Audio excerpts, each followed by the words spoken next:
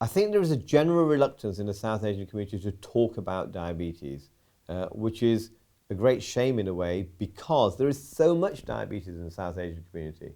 So there is still a stigma attached to saying, I have diabetes, because it means that you have to eat slightly differently. But I would argue that a good diet for a person with diabetes is exactly the same as a general healthy diet. You may need to limit the sweets a little bit, and you certainly need to limit the carbohydrates if you want to lose weight.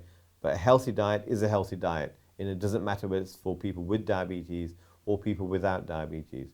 So there is a reluctance in sharing that diagnosis. But I think we should share the diagnosis, because then we can think about how to prevent it. So if I have diabetes, how can I prevent it in my brother, my sister, or my friends, for example, or children? So we must think about prevention all the time. And the only way that we're going to achieve this is by working as a community and ask for help.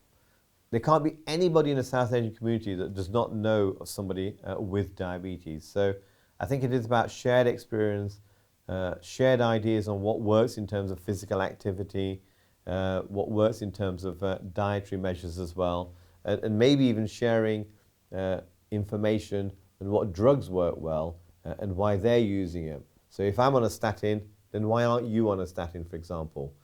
Because we do know that statins reduce heart disease.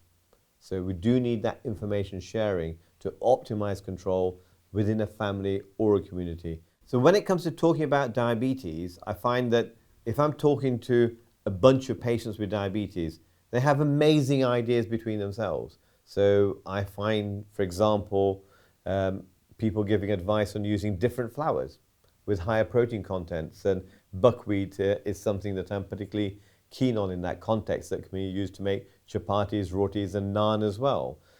People will say, well, paneer bought from this supermarket is very high quality and cheaper.